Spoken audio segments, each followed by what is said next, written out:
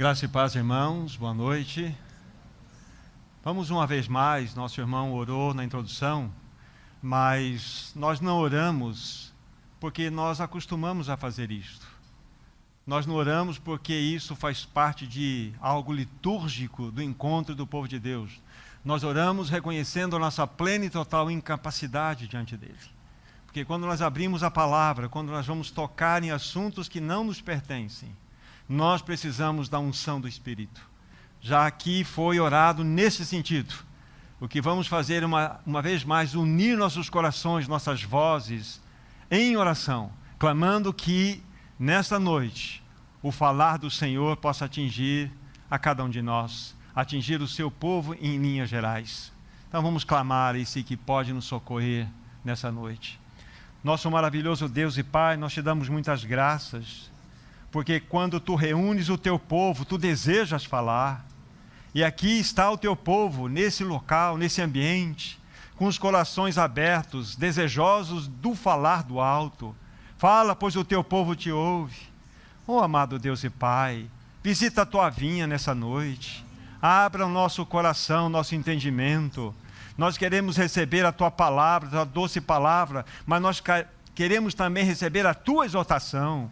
Então ajuda-nos pelo teu bondoso, maravilhoso Paráclito que nos foi dado. Temos absoluta convicção que sem a presença do Espírito Santo aqui nada somos, nada poderemos. Então que Ele assuma o seu ministério de revelar a palavra, de revelar a Cristo, de trazer vida aos nossos corações. Oh, amado Deus e Pai, nós te damos muitas graças, pois tu desejas falar e nós queremos te ouvir nessa noite. Pelo teu poder, pela tua graça. Nós oramos no precioso nome daquele que deu a sua vida por nós na cruz, Jesus. Amém. Amém. Vamos tomar nossas Bíblias no livro de Mateus. Eu vou citar a mesma porção que eu citei no último reunir, que foi domingo passado. Mateus capítulo 24, o verso 42.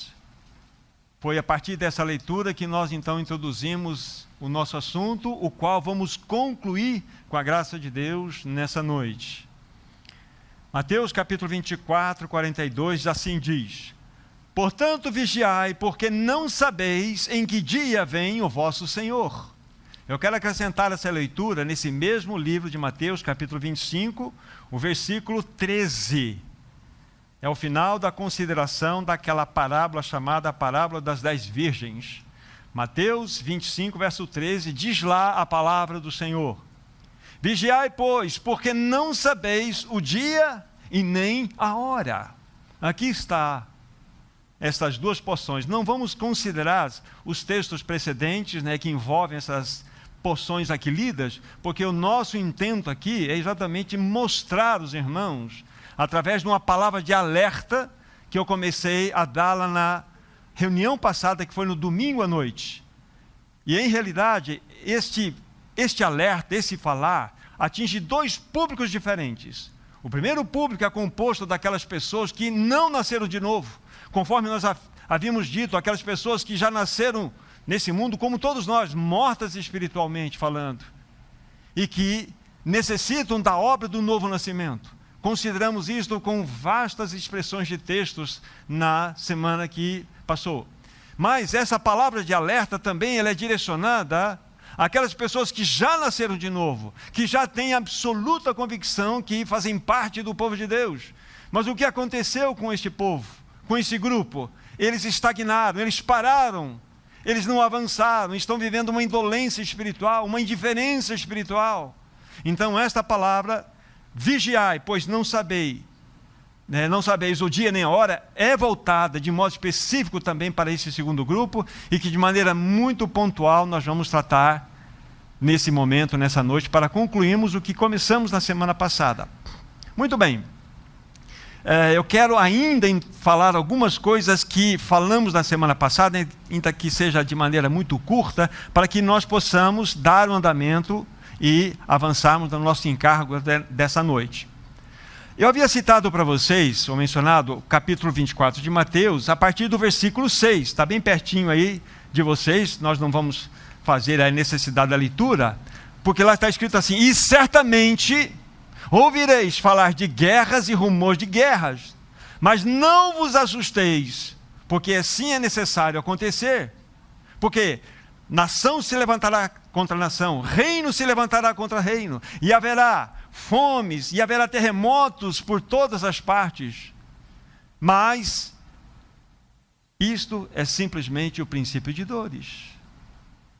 Então, diante desse quadro, desse cenário que nós estamos vivenciando aos nossos olhos, diante dos noticiários, então foi muito oportuna na semana passada fazer a menção desse texto, como é oportuno também fazê-lo novamente. Porque nós estamos diante de um fato que está trazendo na humanidade o quê? Está trazendo na humanidade um cenário muito sombrio. Quando nós vemos, então, a Rússia invadindo a Ucrânia, isso perturba profundamente o povo de Deus. Mas nós já fizemos essa consideração na semana passada e eu vou fazê-la muito rápida. Jesus diz assim: não vos assusteis, e a palavra que aparece ali, não vos amedronteis, não tenhas medo. Nós somos o povo da viva esperança. Este cenário mundial não pode nos afetar. Não pode nos afetar, porque nós somos o povo da viva esperança. Nós somos um povo que de fato vive da dependência, o quê? Da dependência de uma realidade, de uma pátria celestial. Nós somos aqueles que se encontram de passagem nessa terra.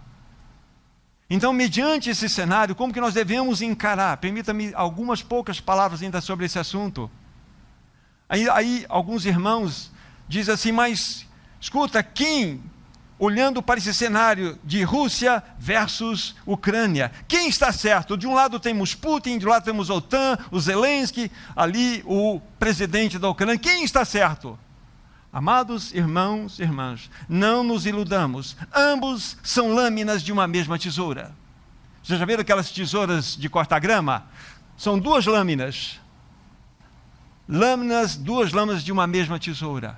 Agora a questão é, se Putin está de um lado e Zelensky do outro, mas na realidade atrás deles existe uma elite global, existem oligarquias, existem planos obscuros, existem mãos invisíveis que também fazem o movimento da tesoura. Eles são apenas personagens. Porém, eu quero dizer que atrás desta oligarquia, atrás destes que fazem esses movimentos invisíveis, há Satanás fazendo isso também. Mas eu quero dizer para meus irmãos que há um homem sentado no trono da graça de Deus, que tem mãos furadas, que está governando todas as coisas, que não há absolutamente nada que foge do seu controle. E ele diz para o seu povo: não temas, não temas. 366 vezes há na Bíblia essa expressão, não temas. Uma para cada dia do ano, mais para o ano bissexto. Não temas. Cada manhã você tem um texto desse, dizendo para você: não temas. Essa é a palavra real que deve guardar no nosso coração. É essa. Então, quando você vê de um lado OTAN, um lado Putin, lembre-se, são duas lâminas de uma mesma tesoura. Satanás não está nem aí, ele quer destruir, matar, roubar. Roubar, matar, destruir, esse é o papel dele. Mas nós não vivemos por isso. Nós somos o povo da viva esperança. Então essa é uma palavra que precisa ficar gravada em nossos corações. Agora, diante dessa situação, diante dessa circunstância, a questão é: o que o Senhor espera do seu povo? Tanto quando nós olhamos individualmente, o que o Senhor espera de cada um de nós, mas o que o Senhor espera do seu povo. Como que nós devemos reagir diante desse cenário no qual nós estamos vivenciando agora? Qual deve ser o nosso papel, a nossa postura diante dessas circunstâncias todas? Lembre-se, Deus não perdeu o controle. Deus não perdeu o controle. Está tudo absolutamente no mais perfeito controle. Não há nada fora do controle do nosso amado Deus. Então, meu irmão, minha irmã, põe a cabeça no travesseiro e durma. Porque o teu Senhor não perdeu o controle. O teu Senhor está no comando de todas as coisas. Todas as coisas. Mas Ele espera do seu povo uma reação nesse tempo. Ele espera do seu povo, de fato, que ele viva de uma maneira que agrade o seu coração. É verdade, o inimigo quer apavorar o mundo através das guerras, através das pandemias, através das pestilências, através da fome, através dos terremotos, através de muitas coisas. Ele quer. Mas nós temos um Deus Todo-Poderoso. Quem comanda esse universo tem mãos feridas de amor e está sentado no mais alto elevado trono, governando. Então, meu irmão, minha irmã, descanse nesse assunto. Descanse totalmente nesse assunto, porque Ele é o teu Senhor. E na semana passada nós fomos de modo muito específico. Nós não vamos reprisar, mas vamos logo mais entrar no ponto dessa noite. Falamos claramente que essa mensagem de alerta é dirigida àquele primeiro público, que é aqueles que não têm a certeza do seu novo nascimento. Falamos de modo muito claro a apresentação do Evangelho para todos que estavam presentes, mostrando a necessidade do novo nascimento, da nova vida em Cristo Jesus. E ninguém pode sair desse ambiente sem ter absoluta convicção de que é um filho, uma filha de Deus. Não pode! Porque o texto é vigiai porque não sabeis o dia nem a hora. Ninguém sabe. E nós devemos nos posicionar diante de todo este cenário. Agora, nesse ponto, então, quero me dirigir. Agora nós vamos começar o encargo dessa noite. Dirigir ao outro público, aquele segundo público, aqueles que de fato são verdadeiramente salvos, nasceram de novo, têm uma experiência com Cristo Jesus, mas vivem uma vida sem compromisso com o Senhor. Vivem uma vida diante do Senhor que não agrada o seu nome. Não avançam espiritualmente. Então é para todos estes, é para todos nós que possamos nos encontrar nessa situação. Vocês já ouviram falar de adultos usando fraldas espirituais? Adultos com fraldas espirituais. Esse é o ponto. Há muitos de nós, novas criaturas, que vivem nos seus berços particulares, têm os seus chocalhos especiais e têm as suas fraldas especiais. Não cresceram espiritualmente. Fisicamente cresceram, mas não cresceram espiritualmente. E nós devemos, de fato, olhar para o espelho e fazer a pergunta: será que não sou eu? Será que, pelo tempo decorrido, eu já não deveria estar avançando? Vamos pegar 2 textos para mostrar isso para vocês. O primeiro deles, o livro de 1 Coríntios. 1 Coríntios, no capítulo 3. Vamos ler aqui os 2 primeiros versículos. Observem Paulo escrevendo a essa igreja em Corinto, na maneira como ele se dirige àqueles irmãos, pelo menos a esse grupo de irmãos em especial. 1 Coríntios capítulo 3, versículo 1 e 2. Preste bem atenção. Eu, porém, irmãos, não vos pude falar como a espirituais, e sim como a carnais, como a crianças em Cristo. Leite vos dei a beber, não vos dei alimento sólido, porque não podíeis suportá-lo, nem ainda podeis, agora, pois ainda sois carnais. Do versículo 3 em diante, ele vai começar a mostrar o problema da carnalidade que acontecia lá em Corinto. Vocês brigam entre vocês, há contenda no meio de vocês, vocês têm preferências, vocês na realidade são bebês espirituais. Esse é um texto escrito para a nova criatura. Está claro aqui para nós. Me dirigi a vocês como a carnais, como crianças em Cristo. Estão em Cristo, mas são crianças em Cristo. Quantos de nós não pode estar recebendo nesse momento essa exortação? E se nós estivermos recebendo, devemos reconhecer, falar: Senhor, eu sou um bebê. Eu sou um bebê em Cristo porque eu estou vivendo na direção das minhas realidades carnais. Vamos pegar um outro texto mais específico sobre isso. Hebreus capítulo 5. Hebreus capítulo 5. Olha que texto que nos impressiona também. Hebreus capítulo 5. Eu vou ler a partir do versículo 11. O autor dessa carta, ele está trazendo uma palavra de exortação. São 5 exortações que tem toda a carta do livro de Hebreus. Por isso que é um livro que tem essa característica exortativa. E observe o que esse autor vai dizer. A partir do verso 11, capítulo 5 de Hebreus. A esse respeito, temos muitas coisas que dizer e difíceis de explicar, porquanto vos tendes tornado tardios em ouvir. Pois, com efeito, quando deviam ser mestres, atendendo o tempo decorrido, tende novamente necessidade de que alguém vos ensine de novo quais são os princípios elementares dos oráculos de Deus. Assim vos tornastes como necessitados de leite e não de alimento sólido. Ora, todo que se alimenta de leite é inexperiente na palavra da justiça, porque é criança, mas o alimento sólido é para os adultos, para aqueles que, pela prática, têm as suas faculdades exercitadas para discernir não somente o bem, mas também o mal. Irmãos e irmãs, mais claro que isso é impossível. Tentar explicar esse texto é até trazer confusão quase. Mas, em rápidas palavras, para vocês terem uma ideia, esses irmãos, tinham uma jornada de apenas de 6 a 7 anos no máximo. Por favor, qual o seu tempo de história de cristianismo? Qual o meu tempo de história? E com 6 ou 7 anos de jornada, eles estão recebendo uma exortação desse nível. Quanto mais deveria ser a exortação dada a mim? De quantos anos eu estou seguindo ao Senhor? E será que as pessoas veem Cristo em mim? Será que as pessoas estão vendo que há um avanço espiritual em mim? Porque ele fala de modo muito claro aqui, como foi a exortação que Paulo fez aos Coríntios, aqueles irmãos da cidade de Corinto.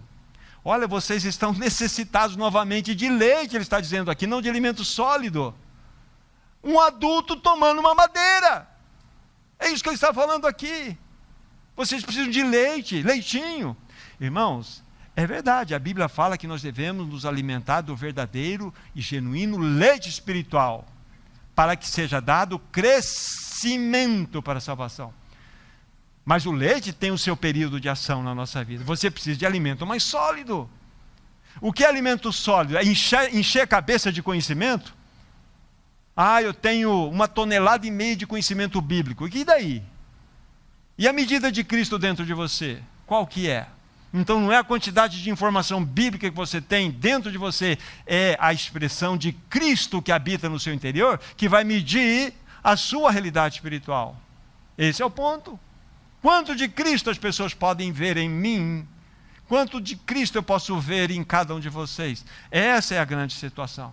Então esses dois textos nos mostram de modo muito claro que há muitos adultos que ainda estão em fraldas espirituais.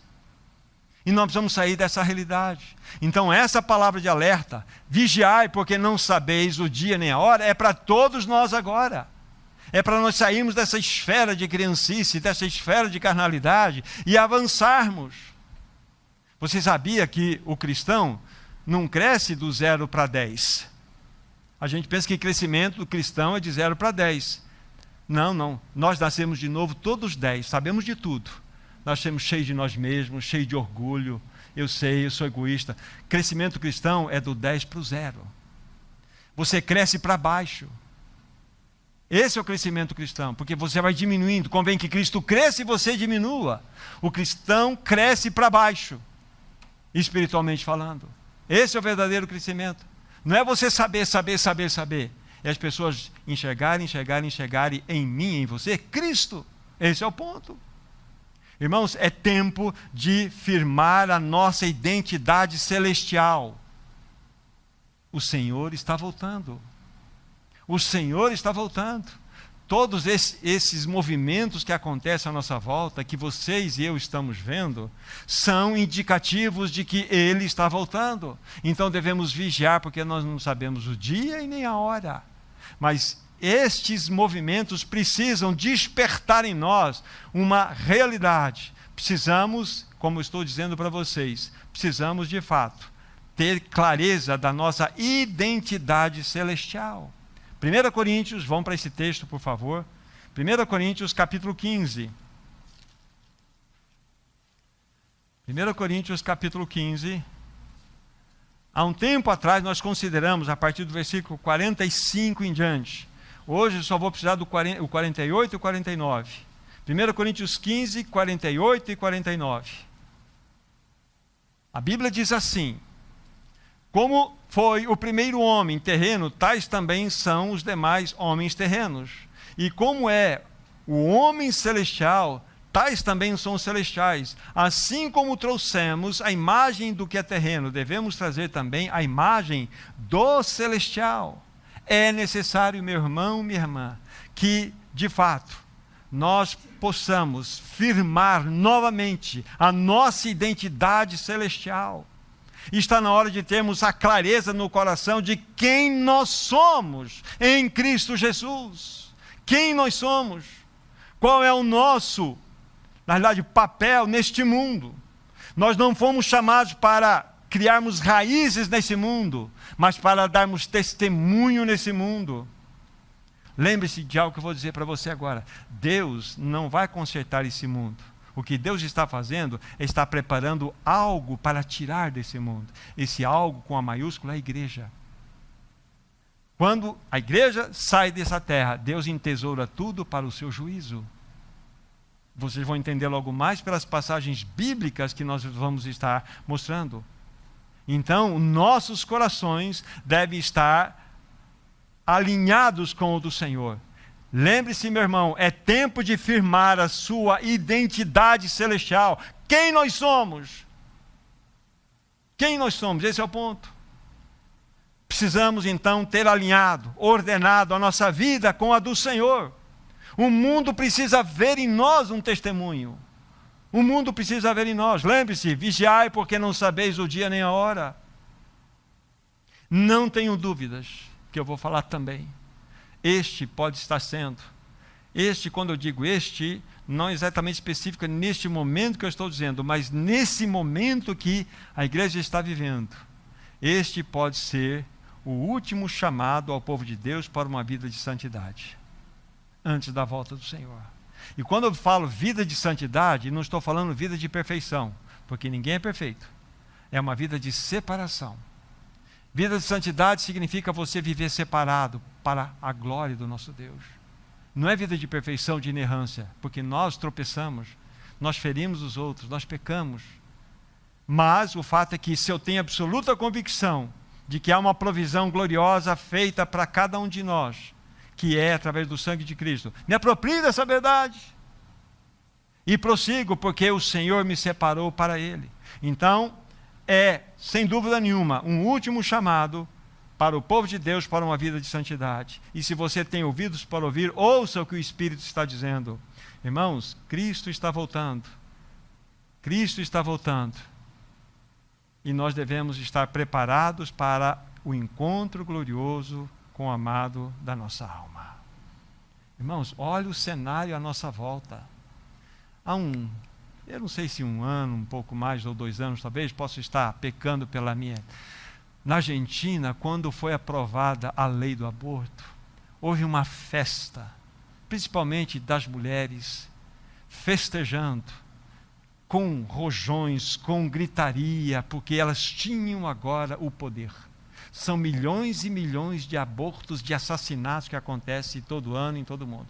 Recentemente na Colômbia, onde aprovaram uma lei mais pavorosa, onde até 6 meses uma criança ela pode ser naturalmente abortada sem que tenha qualquer implicação legal. A festa, houve festa. Irmãos, esse é o mundo da iniquidade, esse é o mundo da injustiça, esse é o mundo da perversidade. Sabe o que está acontecendo? Deus não precisa fazer nada para que o homem seja mau, nada. Deus só afasta a mão. Sabe por que o homem não é mais mau do que é agora? Porque Deus está segurando, está freando essa maldade. Mas quando você estuda Romanos capítulo 1, a partir do versículo 18, vocês vão entender. Deus os entregou a uma disposição mental errada. Deus os entregou a paixões infames. Deus os entregou para a imoralidade. Deus os entregou. Significa Deus tirou a mão e falou assim, vocês querem? Então, vocês vão conhecer até onde a malignidade do pecado de vocês podem chegar. O que nós estamos assistindo é Deus afastando a sua mão, entregando o homem a si mesmo. E concomitante com isso, vocês estão vendo o seguinte, essa expressão fake news, ela é antiga. A mentira Já falei para vocês, vou repetir. O pecado da mentira é o único pecado que tem paternidade. O diabo é o pai da mentira. Então é muito sério. O que está acontecendo? Está sendo estabelecida na sociedade agora a operação do erro para que creiam na mentira. Porque não amaram a verdade. Deus lhes manda a operação do erro. Vocês querem? Vocês querem que ele está no erro? Então, porta aberta. O que você vê espalhado pela toda a sociedade? Uma loucura. Esse é o mundo que você vive. O que Deus tem a fazer com esse mundo? Deus tem a ver com a sua igreja, com o seu povo. Ele vai tirar um povo daqui e vai entesourar todo o mais para o juízo. E nós devemos estar vigilantes, porque nós não sabemos o dia nem a hora. O homem é malvado. Só Cristo pode, como nós falamos na semana passada, só Cristo pode verdadeiramente transformar o homem. Mas somente Cristo também. É Ele, por Ele, que pode trazer a nós um reavivamento, trazer para nós, sabe, uma realidade onde sejamos despertados nesse tempo do fim, como povo de Deus, como seu povo. Então nós devemos nos preparar para esse tempo do fim. Na volta de Jesus acontecem essas duas coisas concomitantes. Já vamos falar dessa realidade da santidade, com mais detalhes. Mas, por um lado, Deus começa então a trazer o seu povo para um compromisso. Por outro, você começa a assistir um mundo cada vez mais mergulhado na injustiça. Vamos outra vez ver a diferença entre o vil e o puro, entre o mal e o bom. Claramente. Esse é o ponto. É o que nós estamos assistindo, queridos irmãos. Agora, amados irmãos, o que o Senhor deseja, eu estou insistindo isso com vocês, é que haja um testemunho, não só pessoal, mas coletivo do seu povo nesse tempo do fim. Nós fomos chamados para sermos parecidos com Jesus. Jonas, esse é o teu chamado. Esse é o teu chamado. Porquanto aos que conheceu, também os predestinou para serem conformes à vida do Filho de Deus, para que ele seja o primogênito entre muitos irmãos. Esse é o teu chamado. Essa é a tua predestinação santa. Não é predestinação para o inferno, predestinação para o céu. Nada disso. É para ser a imagem de Cristo. Entendeu, Isabel? Esse é o ponto. Para isso que nós fomos chamados. As pessoas precisam ver em nós Cristo. Cristo. Esse é o nosso chamado. Sermos identificados com esse Senhor maravilhoso. É isso. Agora, algo que impressiona o meu coração, irmãos, nas Escrituras, que todas as vezes, sem exceção, que a Bíblia fala do tempo do fim, necessariamente a exortação desta fala está ligada a um chamado à vida de santidade. Nós vamos ver alguns textos, não são necessários muitos para mostrarmos isso. Há uma exortação, um chamado a uma vida de santidade. A segunda vida de Cristo, irmãos, não é um tema especulativo, e sim um chamado a uma vida de santidade. Em todas as gerações da igreja, você pode voltar e construir geração de 70, de 100 anos, como você quiser, mas a cada geração o mesmo chamado aconteceu. E hoje não é diferente. Estamos sendo chamados para uma vida de santidade. Vivemos sempre no espírito de Maranata. Agora, para considerarmos esses textos, é necessário ainda falar alguma coisa muito rápida sobre vocês, que o pior estado, a pior condição para um cristão, ou melhor, até dizendo, o pior estado para a igreja do Senhor nesse tempo do fim, é o estado da mornidão. Na mornidão. Vocês se lembram da passagem de Apocalipse 3, versículo 14 a 22? Só anotem, depois vocês leem em casa. Mas ali, quando o Senhor, está dirigindo-se à igreja de Laodiceia, num determinado momento, ele vai dizer o seguinte: eu conheço as tuas obras. Jesus dizendo, eu conheço as tuas obras, que nem és frio e nem és quente. Assim, porque és morno, nem és frio e nem quente, estou a ponto de vomitar-te da minha boca. Porque dizes no teu coração, rico sou e abastado, de nada tenho falta. O Senhor fala assim, você nem sabe que é miserável, pobre, cego e nu. Aconselho-te que de mim compres ouro refinado para te enriqueceres, vestiduras brancas para te vestires e esconderes a tua nudez, e colírio para ungir os teus olhos, para que enxergues. Essa é uma exortação para a igreja. Igreja. Então, aqui a gente percebe a náusea do Senhor diante do seu próprio povo, que não se posiciona. Um povo que não tem compromisso com a sua palavra. Um povo que acostumou-se com a reunião. Um povo que acostumou-se com o estudo bíblico. Um povo que acostumou-se de ver mensagem pela internet. Mas um povo que não cresce espiritualmente. E lembre-se, crescer espiritualmente não é encher cabeça de informação. É crescer em caráter. É Cristo sendo formado no seu e no meu interior. Só para finalizar esse ponto e vermos os textos específicos sobre santidade, o ouro, quando o Senhor, ele exorta aquela igreja a se apropriar, o ouro fala-nos da santidade, do caráter de Deus. É exatamente o significado do ouro. As vestiduras falam-nos do quê? Falam-nos das boas obras, do testemunho de vida que nós devemos dar. E o colírio fala-nos da realidade de termos discernimento espiritual nesse tempo do fim. Esse é o ponto. Mas aquela exortação é uma exortação que nós devemos considerá-la com cuidado em nossos corações. Extremamente importante para nós. Vamos então aos textos que eu tenho relacionados para olharmos, o aspecto da relação dos últimos dias com santidade do Senhor. Todas as vezes que temos aí a apresentação dos últimos dias, há uma convocação ao povo de Deus a viver uma vida de santidade. Primeiro texto, 1 Tessalonicenses capítulo 3. 1 Tessalonicenses 3, de 11 a 13.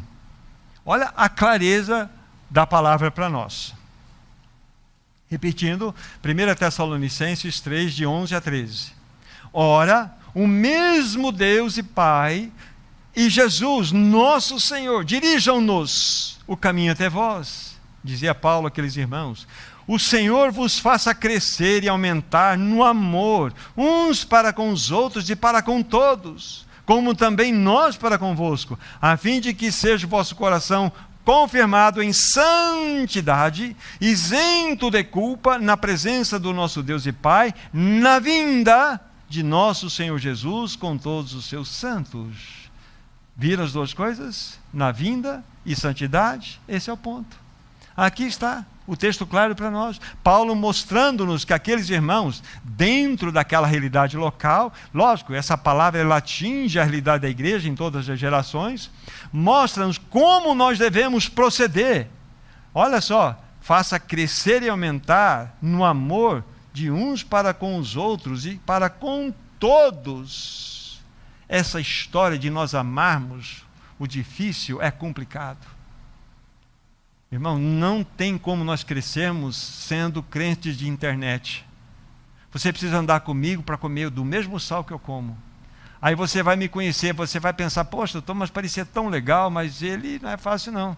Aí nós vamos raspar um no outro. E nessa raspada nós vamos um amolando o outro. E nós vamos tendo o caráter de Cristo sendo forjado em nós. A igreja precisa andar junta. Estou olhando para a Jane aqui, eu lembro que muito tempo, fazendo um estudo lá na casa dela, falei, vocês querem se conhecer? Nós, tudo lindo aqui, graça e paz, irmão, vamos cantar, vamos ter lágrimas nos olhos, é maravilhoso. Sério, querem se conhecer? Vamos alugar uma van e vamos para a praia junto. Vamos alugar uma van, vamos para a praia. Vamos junto. O que vai acontecer? Já vão brigar para sentar na frente, outro vai sentar na janela, outro vai sentar para o fundo, um quer levar o violão, outro quer dormir. Isso é só na ida. Aí vai chegar lá, quem vai para a cozinha, não vai lavar louça, outro vai falar assim, está vendo só? Ninguém faz nada, eu tenho que fazer tudo. Aí você sabe quem você é. E nada que uma viagem de van resolva. Você vai ver a tua medida de Cristo, eu vou ver. Não é verdade, Arthur? Quer viajar de van comigo, irmão? Vamos? Nós vamos nos conhecer. Então a gente, aqui é tão lindo, né? É tão belo, a gente canta, levanta as mãos, mas vamos andar de van juntos. Mas vamos lá para o Nordeste, fazer um viajão mesmo assim, né? Quando furar pneu, fazer calor, queimar o ar-condicionado, aí a gente vai se conhecer.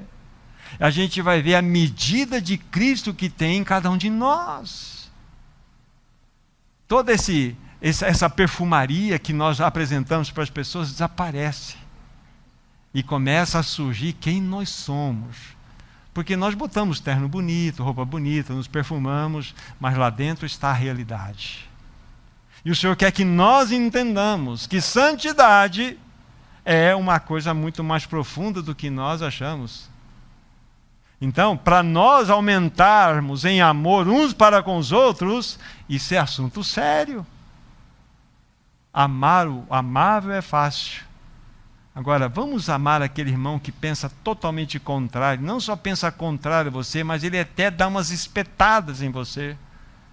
Aí a gente fala assim, ó, com aquele irmão não dá não. E a gente afasta, a gente cria o nosso reduto. Aí nós temos os bloquinhos, né? Irmão, nós precisamos crescer espiritualmente. Nós precisamos avançar. Então esse texto nos mostra de modo claro a ligação, finais dos tempos e um apelo a uma vida de santidade. Vamos ver um outro bem pertinho, capítulo 5, versículo 23. Capítulo 5, 1 Tessalonicenses 5, 23. Diz assim: o mesmo Deus de paz vos santifique em tudo. Vosso espírito, alma e corpo sejam conservados íntegros e irrepreensíveis. Podia colocar um ponto aqui, né? Mas não colocou não, diz assim, na vinda de nosso Senhor Jesus Cristo. Relacionando novamente. Por que ele colocou na vinda de nosso Senhor Jesus Cristo? Mostra de modo muito específico que o Senhor deseja ter um povo que verdadeiramente possa expressar o seu caráter. Irmãos, a santidade é tão séria. Ele não ia citar esse texto, mas ele está bem na minha frente aqui, eu vou citá-lo. A santidade é tão linda, tão séria. Olha só esse texto que nós vamos considerar agora, surgindo nesse momento. 2 Tessalonicenses, está pertinho aí, capítulo 1, versículos 10. Versículo 10, vamos ver se o 10 resolve para nós. Quando vier, esse é Jesus, quando vier, para ser glorificado nos seus santos e ser admirado em todos os que creram, naquele dia, porquanto foi crido entre nós o nosso testemunho. Até aqui, presta atenção que nós lemos aqui. Quando Jesus vier, quando Cristo vier para ser glorificado nos seus santos. Por que não está escrito aí pelos seus santos? Podia estar escrito, não é? Pelos seus santos. Ele vem, os seus santos glorificam ele. E ser admirado em todos, e não por todos. Por que não está por todos aqui? Onde então Cristo será glorificado? Na igreja. A glória dele será vista na igreja. Onde ele será admirado? Será admirado na igreja. Ele é o cabeça, nós somos o corpo. Nós devemos expressar o caráter dele. É isso que está mostrando aqui. Isso fala-nos de santidade. Fala-nos de uma vida de santidade, irmãos. Olha que texto lindo. Mas vamos para um outro. Vamos escolher aqui. 2 Pedro. Vá para frente, por favor. Segunda Epístola de Pedro. Capítulo 3. Texto por muitos conhecido, mas extremamente importante para esse momento. 2 Pedro 3, do 8 ao 14. Preste bem atenção à associação que nós estamos fazendo. Vinda do Senhor, santidade. A partir do versículo 8 diz assim: todavia uma coisa, amados, que não deveis esquecer, que para o Senhor um dia é como 1000 anos, e 1000 anos como um dia. Não retarda o Senhor a sua promessa, como alguns julgam demorada. Pelo contrário, ele é longânimo para convosco, não querendo que nenhum pereça, senão que todos venham ao arrependimento.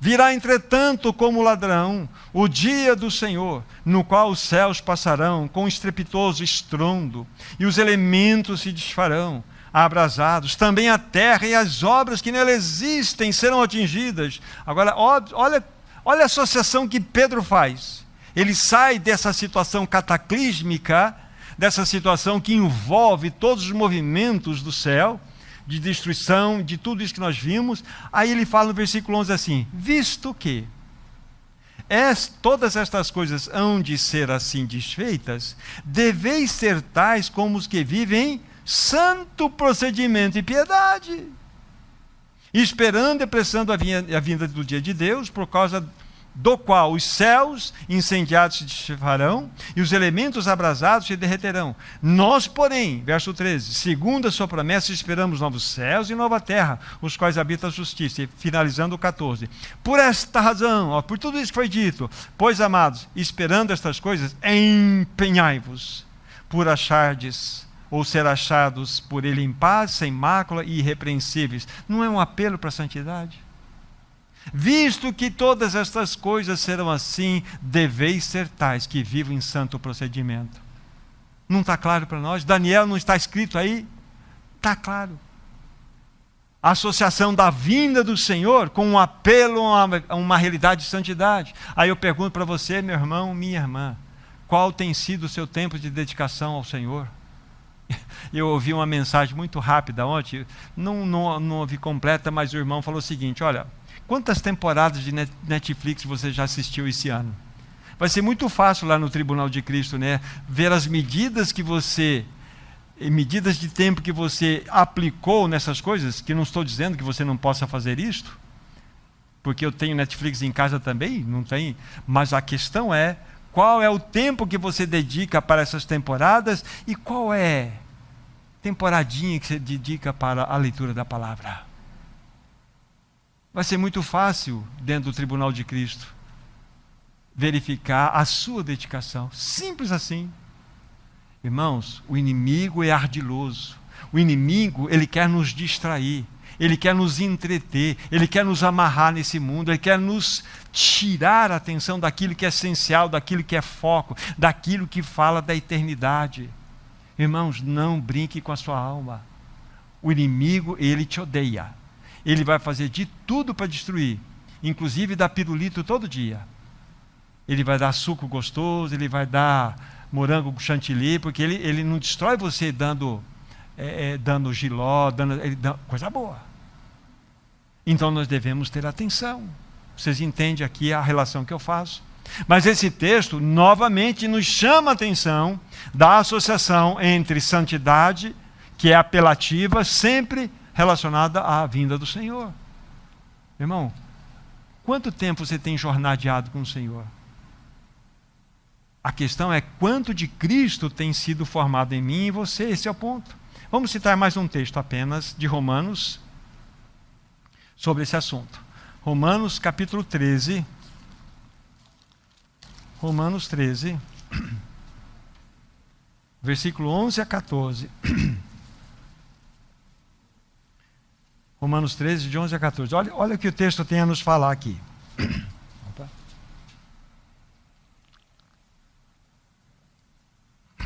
E digo isto a vós outros, que conheceis o tempo. Já é hora de vos despertardes do sono, porque a nossa salvação está agora mais perto do que quando a princípio cremos. Vai alta a noite e vem chegando o dia.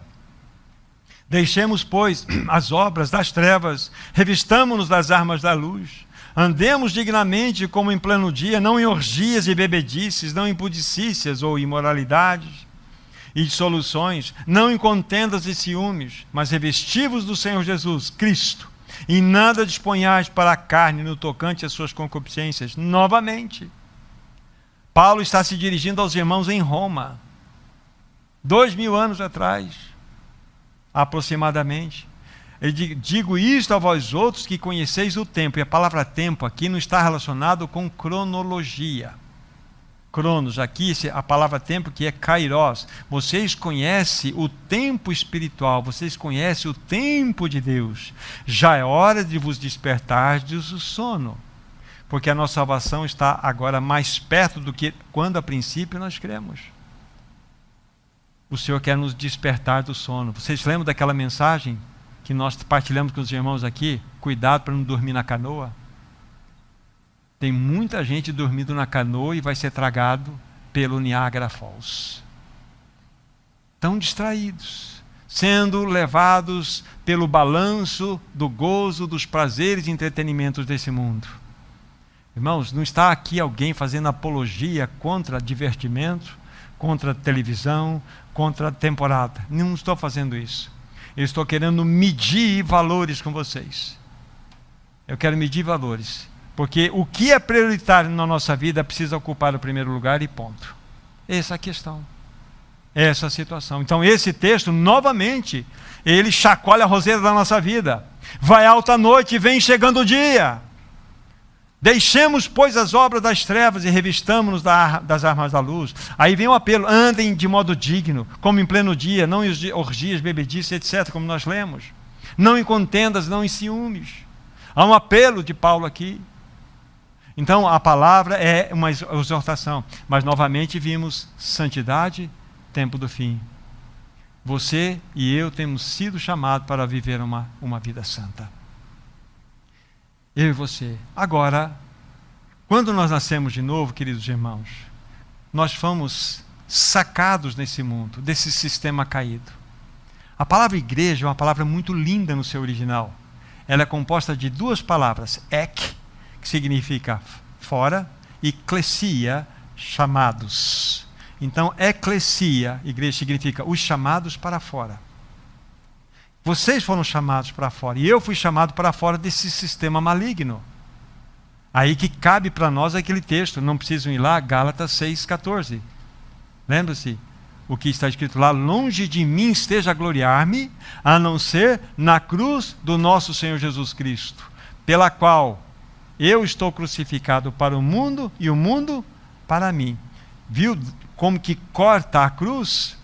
Eu estou crucificado para o mundo. Então, na perspectiva do mundo, Paulo está crucificado. Ou seja, o mundo não tem interesse em Paulo. A cruz não significa morte? Morte. Eu estou crucificado para o mundo. Então, eu e o mundo não temos nada a ver. Mas a Bíblia continua assim: e o mundo para mim. Então, há uma cruz do mundo que significa morte, ou seja, esse mundo, esse sistema caído não tem nada comigo. Entende esse texto? Nós somos libertos plenamente. Então, nós fomos chamados para fora quando nós nascemos de novo. E nós não pertencemos a este mundo. Agora, veja a sua realidade. Esta é a sua realidade. Esta é a sua realidade, meu irmão, minha irmã. Anotem lá. Filipenses 3, versículo 20. Olha a tua origem. Filipenses 3, versículo 20. Olha só que texto lindo. A partir do momento que você nasceu de novo, a partir do momento que você foi sacado desse mundo. Versículo 20, capítulo 3 de Filipenses. Pois a nossa pátria está nos céus, de onde também aguardamos o Salvador, o Senhor Jesus Cristo. Qual é a sua pátria, meu irmão, minha irmã? Céus. Céus. Marquinhos, a sua pátria é o céu. Daniela, a sua pátria é o céu. Nós temos uma pátria, é o céu, está nos céus. Que coisa mais linda. Essa ideia aqui significa que a nossa identidade, ela é celestial. Ela é totalmente celestial. Volte capítulo 1 desse mesmo livro, capítulo 1, versículo 27. Diz assim: vivei acima de tudo por modo digno do Evangelho de Cristo, para que, ou indo ver-vos, ou estando ausente, ouça no tocante a vós outros, que estáis firmes em um só espírito, como uma só alma, lutando juntos pela fé evangélica. Tudo isso foi lido para destacar a primeira palavra que aparece aí, vivei, talvez numa outra versão, andai. Vivei, acima de tudo, por modo digno. A palavra que aparece aqui, me permitam citar no seu original, apenas com esse objetivo: politeomai, como cidadãos do céu. Vivei como cidadãos do céu. Por isso que nós somos da pátria celestial. Nós somos cidadãos celestiais. Significa o quê? Que a igreja, guarde lá no seu coração, a igreja é uma colônia espiritual que está nesta terra. Ela está nesse mundo, mas não pertence a esse mundo. Nós somos uma colônia espiritual. Outra coisa, nós não somos cidadãos da terra indo para os céus, mas nós somos cidadãos do céu, de passagem por essa terra. Esse é o raciocínio agora. Nós somos cidadãos celestiais. Então nós temos uma outra realidade. Então nós somos, já vamos citar o texto, peregrinos e forasteiros. Então qual é a tua ligação com esse mundo? Nenhuma. Nós estamos aqui de passagem. Então, quando a Bíblia chama-nos a atenção para vivermos em santidade, é para que nós entendamos a nossa verdadeira identidade celestial. Lembre-se, nós não somos cidadãos terrenos indo para o céu. Somos cidadãos celestiais de passagem nessa terra. Mudou tudo. Sabe por quê? Na cruz em Cristo você morreu para esse mundo e o mundo morreu para você. Você nasceu para uma outra esfera. Solange, você nasceu para uma outra esfera. Você é uma cidadã celestial. Você não se pertence mais. Você vive aqui para a glória do teu Senhor. Esse é o ponto. Então aqui esses textos mostram-nos essa verdadeira realidade. Somos cidadãos celestiais. Vamos lá para 1 Pedro capítulo 2. Estamos indo para a conclusão, irmãos. Mais um pouco, chegamos lá. 1 Pedro capítulo 2, 9 e 10. Aqui está a descrição dos santos. Aqui está a sua descrição, meu irmão, minha irmã. 1 Pedro 2, 9 em diante. Vós, porém, sois raça eleita, sacerdócio real, nação santa, povo de propriedade exclusiva de Deus, a fim de proclamar as virtudes daquele que vos chamou das trevas para a sua maravilhosa luz. Vós sim, que antes não erais povo, mas agora sois povo de Deus, que não tinhas alcançado misericórdia, mas agora alcançastes misericórdia. Aqui está a sua descrição, Murilo. Você faz parte de uma raça eleita. Você faz parte de um sacerdócio real. Você faz parte de uma nação santa. Você faz parte de um povo de propriedade exclusiva de Deus. Mas tem um objetivo, para você proclamar as virtudes daquele que te chamou das trevas para a sua maravilhosa luz, para você ser um anunciador desse evangelho. Vocês se lembram do apelo que eu estou fazendo para todo mundo? Peça uma vida para o Senhor. Seja luz nesse mundo, seja sal nessa terra, peça uma vida para o Senhor. Então aqui está a descrição. Isso mostra-nos a realidade da qual nós pertencemos. Identidade celestial, totalmente celestial. Somos cidadãos celestiais andando aqui nessa terra. Bem pertinho aí onde nós estamos, 1 Pedro 2, 11 e 12. Na sequência. Amados, exorto-vos como peregrinos e forasteiros que sois, a vos absterdes das paixões carnais que fazem guerra contra a alma, mantendo exemplar o vosso procedimento no meio dos gentios, para que naquilo que falam contra vós outros, como de malfeitores, observando-vos em vossas boas obras, glorifiquem a Deus no dia da visitação. Que texto claro! Se você somar esse versículo 11 e 12 que nós lemos com os anteriores 9 e 10, você vê uma sequência perfeita. Sendo que nós somos, dentro daquele aspecto de raça eleita, sacerdócio real, nação santa, etc. Aí ele fala assim, vocês são peregrinos e forasteiros. Quem é peregrino e forasteiro? É dessa terra, Davi? Não, não é. É um peregrino, é um forasteiro, está de passagem. Está de passagem aqui. Aí vem uma exortação para que nós nos abstenhamos das paixões carnais que fazem guerra contra a alma. E devemos manter exemplar o nosso procedimento no meio da sociedade. Não é uma convocação à vida de santidade? É lógico. É lógico. É assim. Agora, o inimigo é ardiloso para jogar sono espiritual em nós. O inimigo joga preguiça. O inimigo não quer que nós nos reunamos. O inimigo não quer que nós leiamos a palavra. O inimigo não quer que nós tenhamos comunhão. O inimigo quer nos amarrar. Ele quer nos prender. Quer nos prender. Irmão, nós precisamos estar despertados. Vigiai, vigiai, porque não sabeis o dia e nem a hora. Então esses textos são tremendamente especiais. Precisamos ter a consciência, queridos irmãos, que nós fomos chamados para ser sal nessa terra e luz nesse mundo. Esse é o ponto. Então essa palavra é dirigida a esse segundo grupo, a todos nós que nascemos de novo, mas ficamos aí em fraldas espirituais, nós precisamos deixar dessas fraldas e nos vestir da vestimenta que o Senhor tem para nós. Precisamos avançar. Nós precisamos de uma postura celestial nesse tempo de grande tensão em que o mundo se encontra. Irmão, nós estamos vendo realmente as pessoas apavoradas, com medo.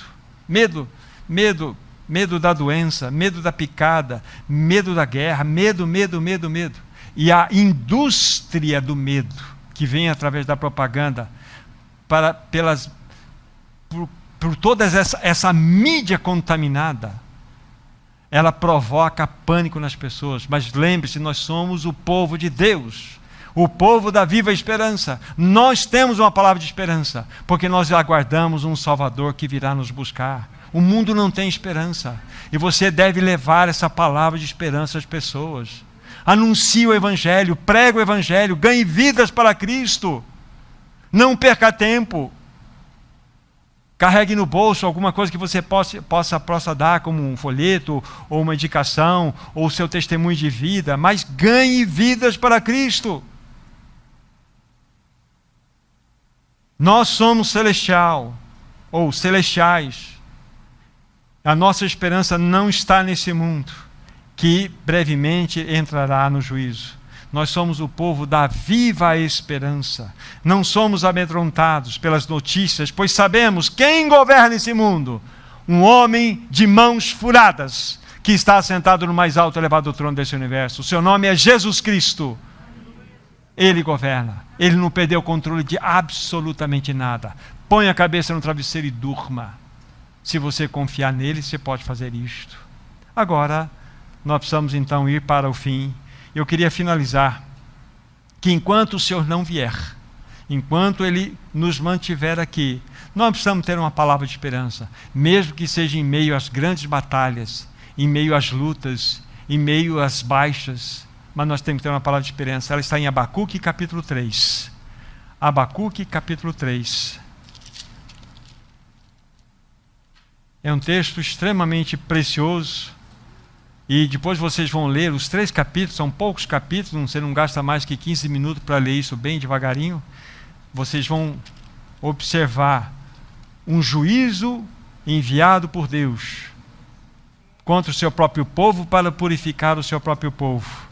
Como que houve esse diálogo entre o profeta menor e o Deus Todo-Poderoso, até que há uma revelação clara no coração de Abacuque, que Deus derramaria o juízo sobre o seu povo, por amor a Ele.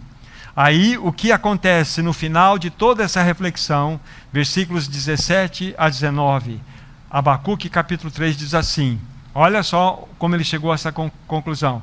Ainda que a figueira não floresça, nem haja fruto na vide, o produto da oliveira minta, e os campos não produzam mantimento, e as ovelhas sejam arrebatadas do aprisco, e nos currais não haja gado, todavia eu me alegro no Senhor e exulto no Deus da minha salvação. O Senhor Deus é a minha fortaleza, e faz os meus pés como os da corça, e me faz andar altaneiramente.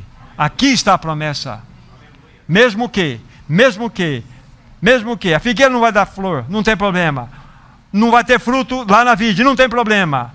O produto da oliveira não vai vingar, não tem problema. Vai faltar alimento, não tem problema. As ovelhas serão arrebatadas do aprisco, não tem problema. Nos currais não terá, não tem problema. Eu me alegrarei no Senhor. Olha que confiança. O nosso coração deve estar verticalizado, irmãos, não horizontalizados. A sua dependência é o Senhor. O Senhor cuida dos seus como a menina dos seus próprios olhos. Ele jamais colocará sobre os seus ombros algo que Ele mesmo não tenha dado condições para você suportar. Quando eu olho histórias de testemunhos do passado, o Senhor muito bem sabe que eu não teria competência e condição nenhuma de sofrer o que aqueles irmãos sofreram.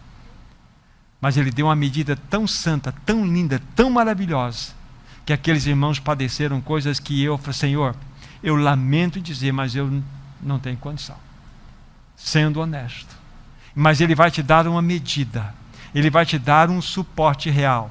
Seja em qualquer circunstância, você vai levar os olhos para o céu e vai dizer, eu todavia me alegro no Senhor e exulto no Deus da minha salvação. Ele é. Ele é. Então, irmãos, para nós fecharmos, diante desse cenário que nós estamos vivendo, olhe para o seu Senhor. Ele está no comando de todas as coisas. Ele está cuidando de tudo. Leve a palavra, tanto para que você ganhe vidas para o Senhor, como você pode edificar os santos. Há muitos santos machucados por aí. Há muitos santos que precisam de ajuda. Estão desanimados, estão desamparados, estão largados, estão famintos da palavra. Por tantos anos que caminharam e não têm o que receber.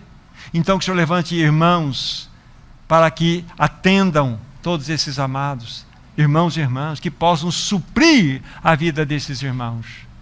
Possa trazer graça, possa trazer uma palavra de esperança. Então, queridos irmãos e irmãs, essa é a palavra: vigiai, pois não sabeis o dia e nem a hora.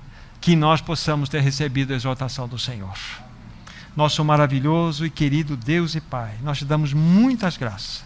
Tu és um Deus bom, um Deus maravilhoso, um Deus que mesmo faz a ferida, mas um Deus que coloca o untar, coloca o bálsamo sobre a ferida. Senhor, sempre quando necessário, fira-nos, Senhor. Nós precisamos das tuas feridas, porque elas são feridas de amor. Nós queremos ser curados. Tira-nos, Senhor, da estagnação espiritual. Tira-nos, Senhor, da ignorância espiritual. Tira-nos do marasmo espiritual, da indiferença. Nós queremos ser um povo ativo. Aviva-nos, Senhor, pelo teu poder. Visita a tua vinha, Senhor, nesse tempo do fim. Queremos ser mensageiros das boas novas, da palavra da boa esperança. Ajuda-nos nessa semana, nos dando vidas para testemunhar, Senhor. Guarda o teu povo, guarda as famílias aqui representadas. Derrame sobre cada família da tua unção.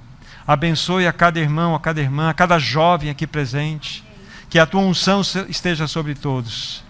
Guarda-nos debaixo do teu poder, Senhor. Em nome de Jesus nós oramos. Amém.